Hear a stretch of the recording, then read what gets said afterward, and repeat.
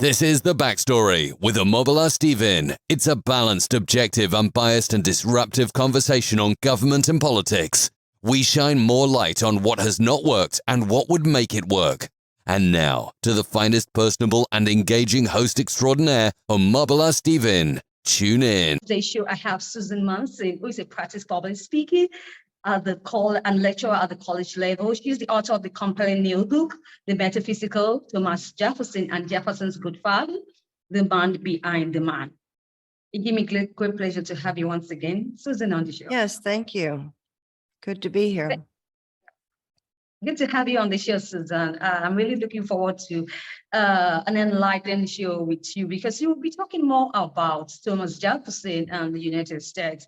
So many things we need to do going forward. Now, Suzanne, I want to ask you this question. What inspired you to author the books on Thomas Jefferson, some noteworthy events and experiences you think that my audience need to know? Well, I grew up in Virginia. And Thomas Jefferson, of course, was a founding father from Virginia. We had several very important founding fathers from Virginia.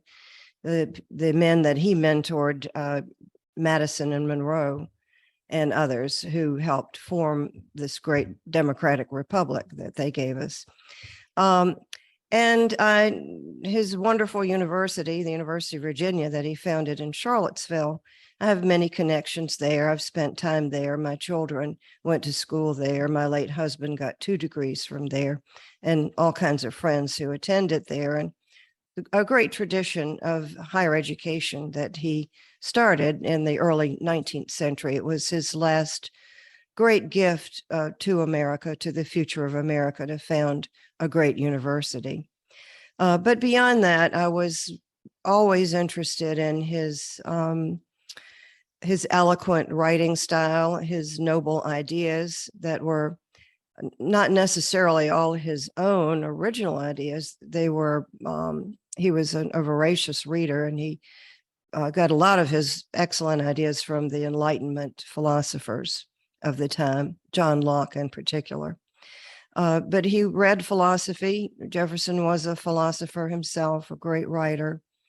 And he, with the founding fathers that he mentored, particularly James Madison, helped forge the freedoms that are in our Constitution now, the Declaration of Rights. And he was a great proponent of freedom. First, freedom from rule by the English, and then great concern about how we were going to rule ourselves in this vast country of many different types of people from many backgrounds. How were we going to pull all this together in a new government once our government structure had collapsed from rule by England? It was a great quandary that we were in at the time. Were we going to have a new king, a dictator? Were we going to have George Washington as our new king? So there were very, very serious debates going on at the time.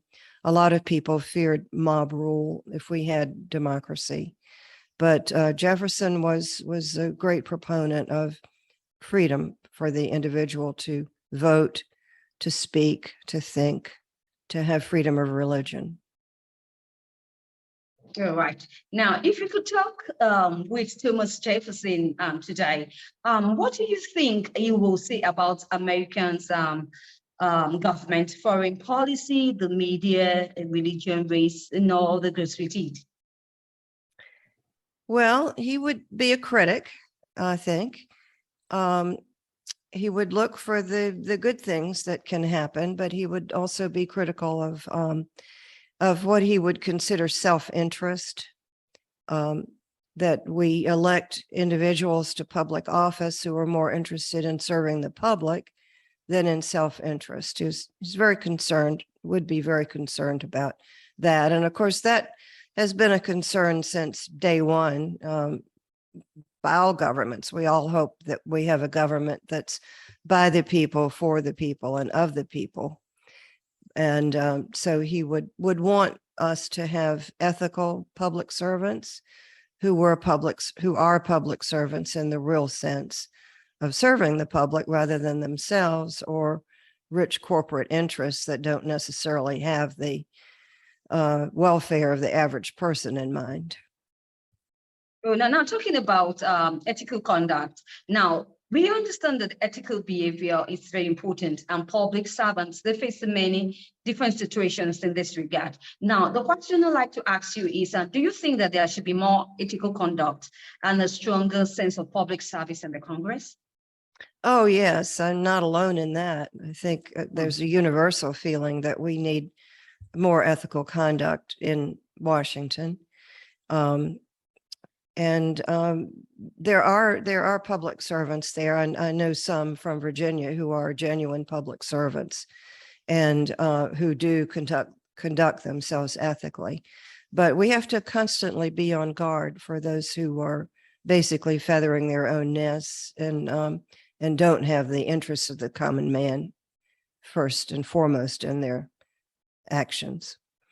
But the book that I am getting ready to publish, which is called A Deficit of Statesmen, and that is a comment made by James Madison that one of the greatest problems of young America was a deficit of adequate statesmen, in his words. And so my new book, A Deficit of Statesmen, is about America's first school that taught ethical leadership. And it's a story that's been forgotten in the 21st century. The school was very, very well known in its day and revered. It was at the College of William and Mary in Williamsburg, Virginia. And it was America's first law school. Thomas Jefferson was instrumental in appointing his old law teacher, his great mentor, George Wythe, as America's first professor of law at the College of William and Mary. And Wythe could have been content just to teach law. That's all the boys wanted to learn, just learn a profession, get out and make money. But he had a captive audience, and he wanted them, secondly, to be well-rounded, educated people. So he gave them the equivalent of the greatest university education available at the time, a broad-based education of philosophy, government, the sciences.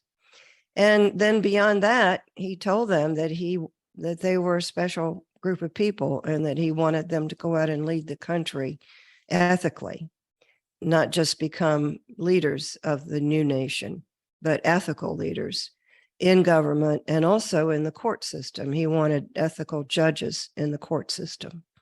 And he produced about 200 of America's early leaders who were instrumental in getting the country off to the right start. All right. Thank you once again, Susan Munson, for that beautiful insight. I'd like us to talk about public servant leadership, America's first leadership crisis, which happened in 1776. What is the implications for today? Well, in 1776, July 4th, 1776, that was the day that we issued our divorce papers to England and severed our ties with the mother country. And all of the only government that our ancestors had known for centuries and centuries and centuries was government by nobility and to some extent by the church. And all that disappeared on July 4th, 1776. So the country faced a crisis of leadership and also direction. We were fighting a war. We knew we wanted to be independent of English taxation. That was the main problem. And English governance. We wanted to govern ourselves. But we had no idea what kind of government would result eventually from that. And so it was just a handful of founding fathers. You could count them on two hands who got together, who presented through the Constitutional Convention later after the war was won, presented to this country a constitution under which we could be united. And not just the rules of governing, but the Constitution, in order to be passed, had to contain a Bill of Rights. And we have the oldest constitution now in continuous operation on Earth. And it has been copied by governments throughout the globe over the centuries. It's been a model. It's not perfect, but it's certainly better than what we had before. Absolutely. So moving forward, going by all the experiences you shared, do you think that America is on the right path? Or what are some of your own suggestions in moving America forward? We had a great test this past election, November of 2022. There were a number of people running for office who were overtly following a lie. It was a lie that the last election, 2020, had been rigged, that it was an unfair election. And so they ran on that lie, and it's known as a lie by thinking individuals, independently thinking individuals. And most of those candidates were defeated. So we crossed a threshold there. That was a very important threshold that we crossed, and gives us a glimmer of hope that people will begin to embrace the truth in the future, not embrace the lies that certain leaders want us to embrace for their own purposes. So yeah, that's a hopeful note. It's yet to see what the new Congress will be like. We hope that there would be more statesmanship and less party pettiness. But even party pettiness was a problem back in George Washington's time, back while we were still fighting the war. We had something called a Continental Congress in Philadelphia, which was the only government we had. And Washington complained about, after the leaders had left, the Virginia leaders had left Philadelphia to take care of matters at home by 1778. The leaders who were left in Philadelphia, George Washington felt were inadequate to fund the war for democracy, the war for freedom.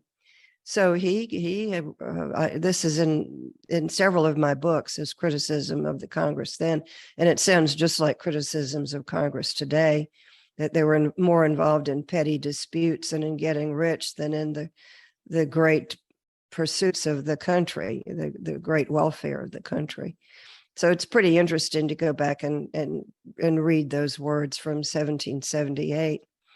And but we need an alert citizenry.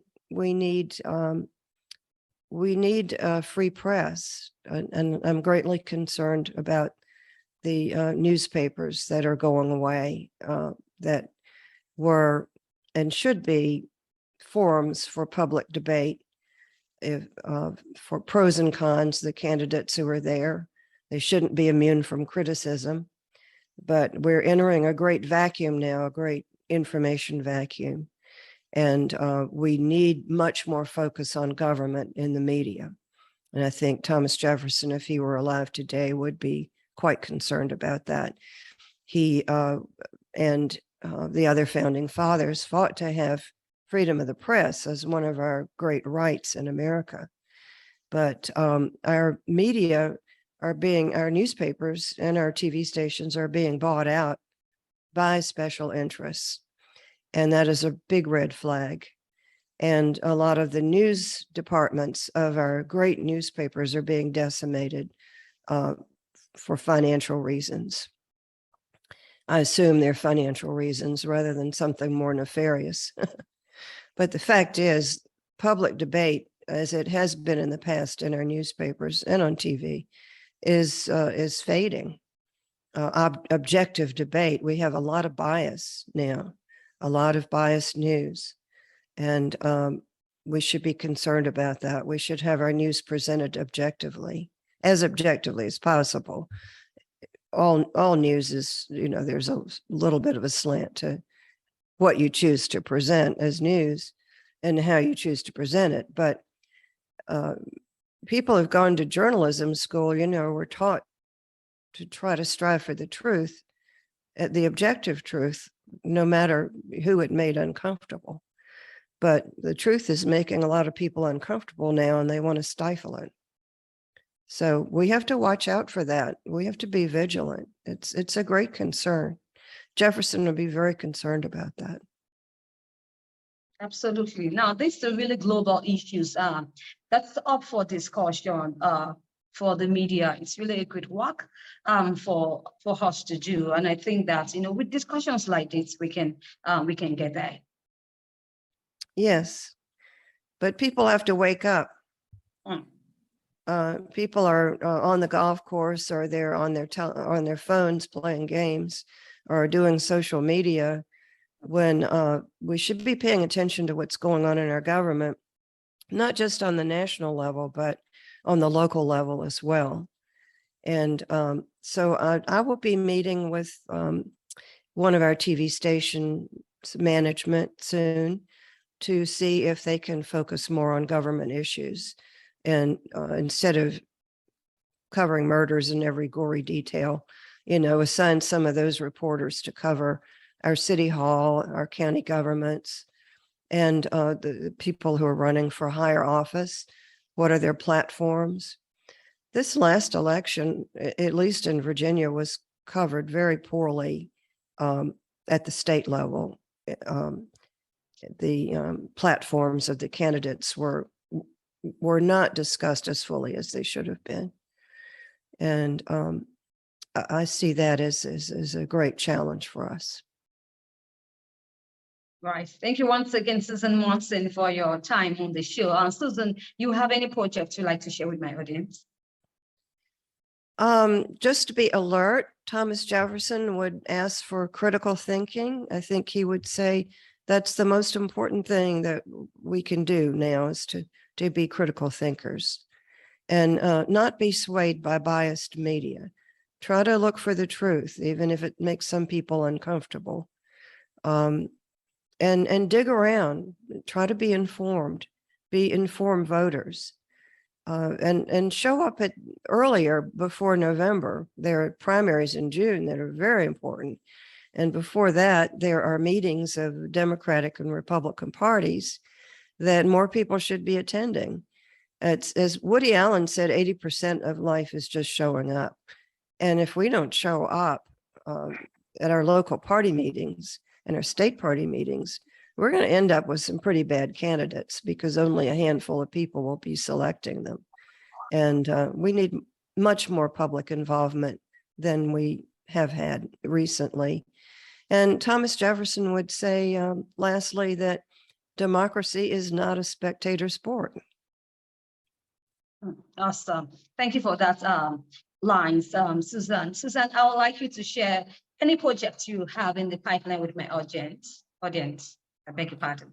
Well, I hope to publish next year the new book, which is called A Deficit of Statesmen, and America's First Leadership School. And I hope that will be up on Amazon this time next year. But meanwhile, do read my other two books, which contain a lot of that same information. One is called Jefferson's Godfather. That's the biography of his great teacher, George Wythe. And the other is The Metaphysical Thomas Jefferson. And that is about what Jefferson might say today about our institutions if you could ask him his current views. Awesome. We'll be on the lookout, Susan. You'd like to share with your distribution platforms, your website to my audience? Yes. The website is SuzanneMunson-author.com. I'm also on LinkedIn, Suzanne Munson. And then if you Google my name on Amazon, my two published books will come up. Absolutely. Thank you once again, Susan. I wish you the best of luck in all the projects you have had. Thank you. I enjoyed talking with you. All right. Enjoy talking with you also, Suzanne. Now, if you like to catch up any missed episodes of the Backstory with Omobola Stephen, I've been talking with Suzanne Munson, who is an expert on the topic of government and politics. We really had a great time on the show. If you like to be a guest, you can catch up with me by sending a mail to my mailbox, omobolasteven.outlook.com, providing disruptive mindship conversations to the audience of the Backstory with Omobola Stephen. Come on, I'll be looking forward to your mail.